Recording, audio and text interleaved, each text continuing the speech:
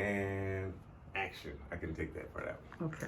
Um, Hi, my name is Rashid Lattimore, early childbirth educator here at Roots Community Health Center, and today we're going to talk about how movement matters for you and your baby uh, during the during the entire term, and especially during labor and delivery. So, one of the things that we talk about is that your support person, and if you are a support person or a partner, you can help get this movement. You can practice these simple positions that help the baby move around and to help you retain motion during this time carrying your baby. Um, and so one of the things we learned in class was that they had a tool that's really easy to see that if this is your uterus and this is the baby, and during delivery you're just laying on your back, and especially if you had an epidural and you're not, mobile, um, you're laying on your back and you're trying to get this baby out of the hole. But as we can see, you know, gravity helps and movement helps. Instead of just laying on your back, you can do some positions that help cradle that baby into um,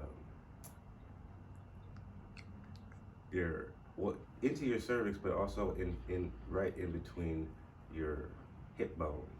Um, and so they say the squat is one of these positions, and so you can squat down.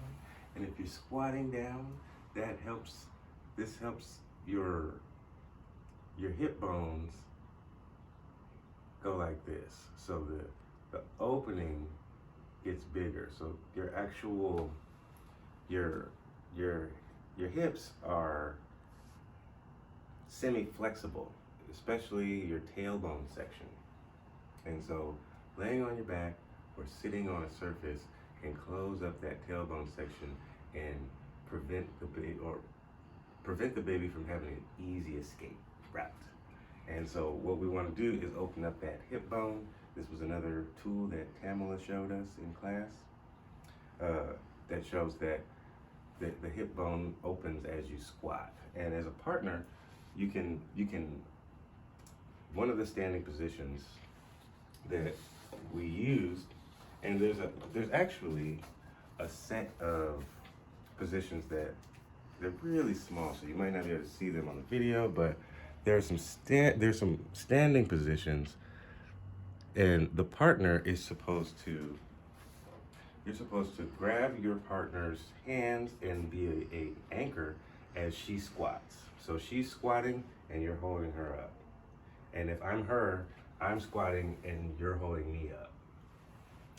And that opens up the pelvis, that opens up the area that the baby needs to get cradled into. And sometimes babies are facing your spine, and sometimes babies are facing your belly button. But we want the baby facing your belly button optimally, and these positions help the baby get to that optimal space. There are floor positions, and we can go through these positions on the slides, but one of the things that I'd like to include, if you did receive an epidural, is the peanut ball. The peanut ball is like a yoga ball, but peanut shaped. And so if you are in bed and you can't move around to do all of the positions on the cards, you can basically cradle this ball. And when you cradle this ball, you can rock side to side. And this helps move the baby around, even if you're immobile. And the support partner is supposed to help you get into these positions and to help you hold these positions. So the peanut ball is a great movement tool if you are bed, if you're in the bed and you're stuck in the bed. It's also a great tool if you're not stuck in the bed, because the ball positions that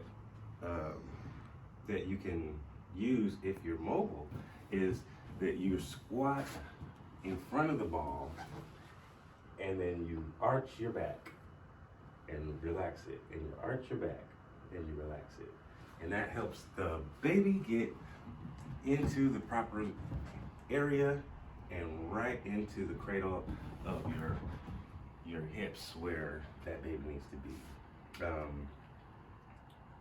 We also talked about the rebozo.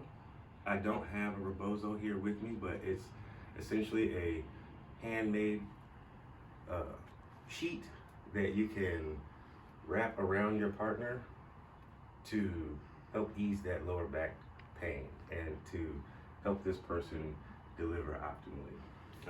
They also talked about hot and cold therapy. These are hot and cold packs. You can put this in the microwave, you can heat this up.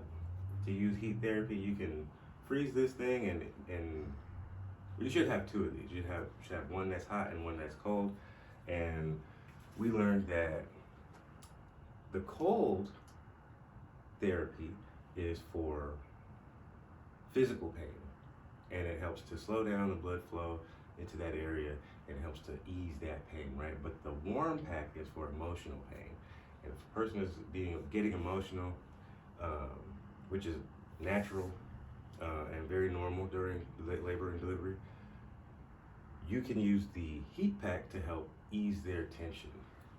And so there are standing positions,